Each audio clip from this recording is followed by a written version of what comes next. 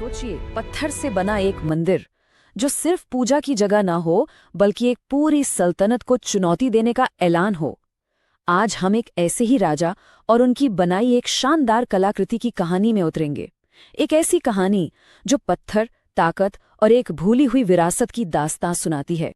तो सवाल यही उठता है कि क्या कोई मंदिर सिर्फ कला का एक बेहतरीन नमूना हो सकता है, या फिर ये सत्ता का एक जबरदस्त बयान भी हो सकता है। एक ऐसा बयान जो जीत, हार और अपनी संस्कृति को बचाने की एक बड़ी जंग की कहानी कहता हो। देखिए, हमारी इस कहानी का जो दिल है ना, वो है कोणार्क का सूर्य मंदिर।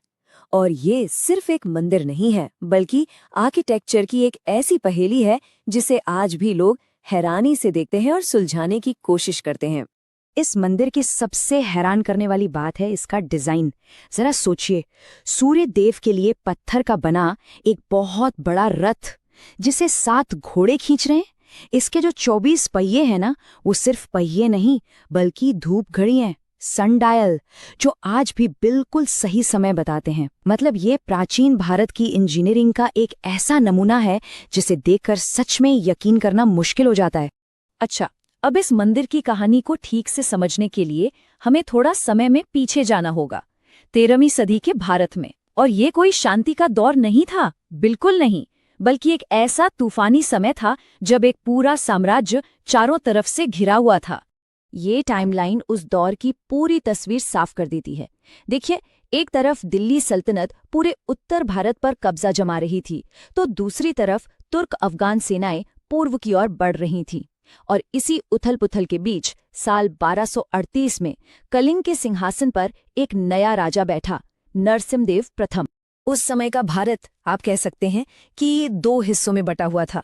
एक तरफ था उत्तर भारत जो सल्तनत के कब्जे में आ चुका था, और दूसरी तरफ था पूर्व में कलिंग, यानी आज का ओडिशा, जो आजादी का आखिरी किला बनकर अकेला खड़ा था।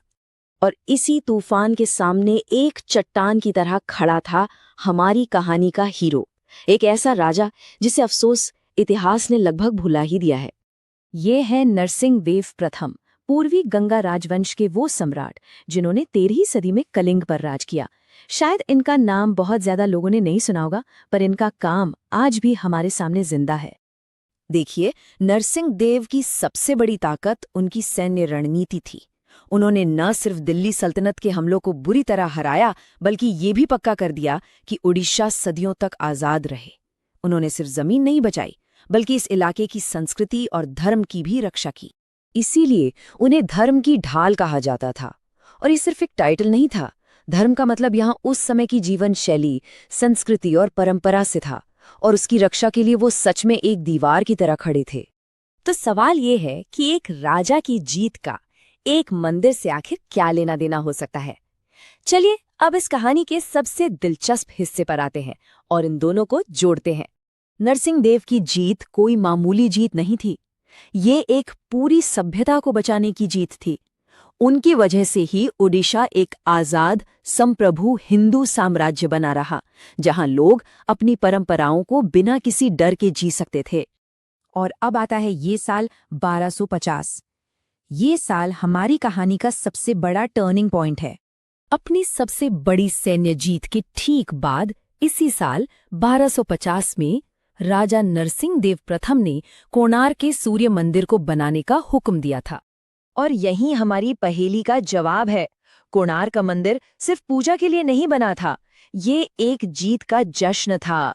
ये पत्थर पर लिखी एक ऐसी कहानी थी जो दुश्मनों पर जीत और अपनी संस्कृति को बचाने का ऐलान कर रही थी। और हाँ, ये सिर्फ एक मंदिर की बात नहीं थी। नरसिंहदेव की जीत ने कलिंग में एक सुनहरे दौर, एक गोल्डन एज की शुरुआत की। उन्होंने पुरी के जगन्नाथ मंदिर को नया रूप दिया, कला और साहित्य को खूब बढ़ावा दिया और एक बहुत मजबूत शासन चलाया। तो अब सवाल ये उठता है कि अगर वो इतने महान राजा थे, तो हम इतिहास की किताबों में उनके बारे में ज्यादा क्यों नहीं पढ़ते? वो कहाँ खो गए? असल में इसकी कई वजह हैं। ज्यादातर इतिहास दिल्ली की सल्तनतों के आसपास ही लिखा गया है। फिर अंग्रेजों के जमाने के इतिहासकारों ने हिंदू राजाओं के संघर्ष को अक्सर कम करके दिखाया। और आज भी हमारी किताबों में क्षेत्रीय नायकों की कहानियों को उतनी जगह नहीं मिल पाती। लेकिन भले ही हम उनका नाम भूल गए हों, उनका काम आज भी हमारे सामने जिंदा है। पूर्वी भारत की जो एक अलग अनोखी सांस्कृतिक पहचान आज हम देखते हैं, वो उन्हीं की देन है। ये एक ऐसी विरासत है जो किताबों में नहीं, बल्कि लोगों की कला, परंपराओं और उनके दिलों में बसती है।